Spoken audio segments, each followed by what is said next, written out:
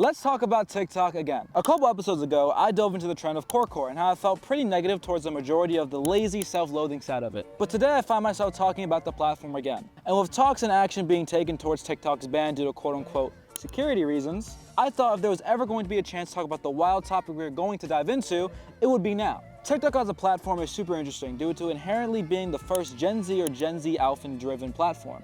Mix the current state of the internet and we have one of the best and worst things that could be possibly given to the youth. Which brings me to today's topic, Brainrot. Now Brainrot, or more specifically, the Brainrot type of content found on TikTok is pretty broad.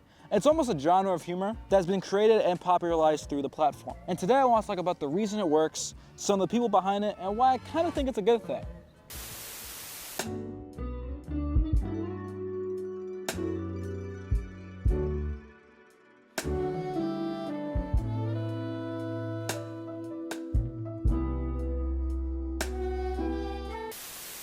When the spots on Shotty's used pad smell good and my lips are chapped, so I use it as red lipstick. Meet Quanos, a TikToker who has made a name for himself for almost completely creating a genre of comedy that is just aimed towards making the most unpleasant, unimaginable scenarios ever, with him using the corresponding sound and motion to really give that full sense of imagery.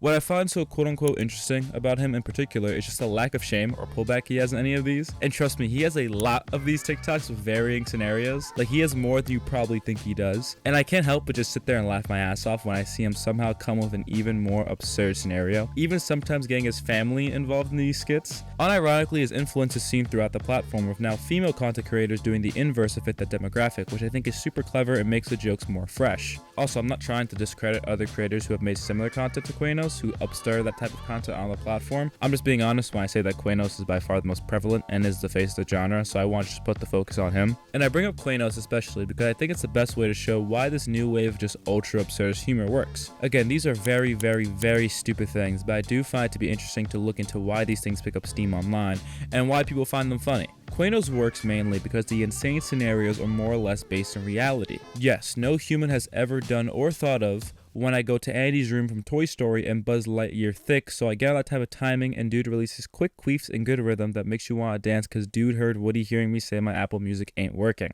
But you still kind of understand what he's getting at and why it's just so incomprehensibly insane to say or even think of. That's why it works. With Brainrot, what I find so interesting is that there's almost this level of understanding that you need to have, or a certain level, for lack of better terms, chronic onlineness, to understand the joke that is being made. And because of that, it's almost a microcosm of Gen Z/Gen Alpha kids being on the same platform where words and terms get popular, and then that diction is used in a way to make fun of that very same audience who consumes it. Let's take for example the creator Clax MCB, where his content revolves around playing characters and the interactions between them, or these POVs of honestly pretty random things. But the important part here is that the comedy aspect of it stems from what he says, and 9 out of 10 times he's using something that is in that Brainrot sphere. But unlike Quanos, that content only really works if you understand for the most part what these terms actually mean half the time. And some of the terms can just be quite honestly sickening to even find out what they mean, like munting. I don't want you to look it up, but it's just terrible, but if you know, you sadly know. It just ties into that ultra absurdist humor that's rampant on the site currently. It's almost like mixing YouTube poops and Vine, if that makes sense, but I don't even think that would do it justice. A new thing I've noticed, especially under that hashtag Brainrot tag, are these almost parodies or recreations of famous scenes or movie trailers, or just edits having dialogue being replaced through AI, and to use those terms that are commonplace within Brainrot. It's hard to explain without physically showing you. Even more stupid when actually watching it. I'll just play an example real quick and hopefully you kind of see what I'm getting at.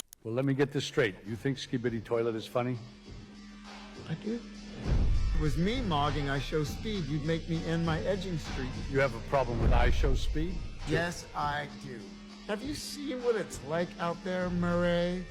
Do you ever actually touch grass, you Fortnite sweat? As you can see, it's just so stupid, genuinely, but also plays into that stupidity for the humor. It's highlighting how these words used in context are just meaningless nothing burgers of sentences. It plays into the idea of the audience using and popularizing terms, creating that slang and understanding it, and then flipping it around completely to poke fun at it. But you only understand it if you spend X amount of time actively involved in these circles. To an outsider, it's just weird and ridiculous. To the people who understand it, it's still weird and ridiculous, but at least they can revel in that more comfortably. And this is nothing new. Meme culture has always been poking fun at itself and its ridiculousness since its inception. What I find different about this one in particular is that it's also kind of a social commentary in some regard on how wired and connected everyone and everything is. I mean, the name itself is called Brainrot. It's even recognized as a real phenomenon by the Newport Institute. Brainrot is a state of mental fogginess and cognitive decline that results from excessive screen engagement. Gen Z and Gen Alpha don't really know a time before the internet, and I think this trend in particular represents that new age of the internet on the new age of social media. TikTok's existence fits into all this because it's solely made and popularized on the back of Gen Z and Gen Alpha without a doubt. It was targeted as such, and it's why you don't see many trends coming from competitors nowadays. There's a reason why quite literally every platform known to man has tried and is still trying to copy TikTok. Like, let's be real for a second, its influence is only on par with some like the first social media sites or even like Facebook, quite possibly. And due to it being the first true Gen Z/Gen Alpha platform, the trends that are made reflect the current state of that generation. It's overstimulated, it's fast, it's engaging, desensitizing, and funny, while also being easy to spiral into. Brainrot and all of its stupidity kind of represents that all. It pokes fun at how ridiculous the current age of the internet is while also participating in it. I don't know the science behind it. Maybe someone stumbles upon this video that's a lot smarter and can explain why we cling to it so much, but I enjoy it quite honestly. I don't think any point before had anything close to something like this. Brainrot doesn't seem like it's going anywhere.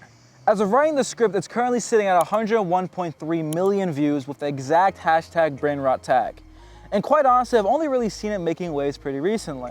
It definitely will keep being used and used and used until who knows how long. And another thing I want to talk about is how I know there'll be a crowd of people who do find this pointless, or that's ridiculous in itself to dedicate a 10-ish minute video to centat, fanum, rizz, tax, gyatt, bop, lore content on the internet. I can't believe I wrote that. And I say to you, shut up, firstly. And secondly, yeah, I do agree. I do think it's stupid, but I think that's the fun and the importance of it. I think the internet recently has been moving faster than ever, and I find it important to kind of slow down sometimes and take a moment to look at why we interact with this current thing or this current thing, and to kind of give it the serious look it deserves.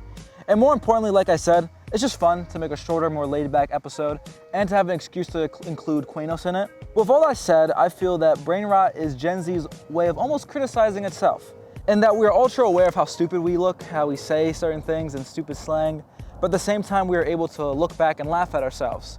We're able to make a silly little video, lay back with friends, and I think ultimately it brings us all together.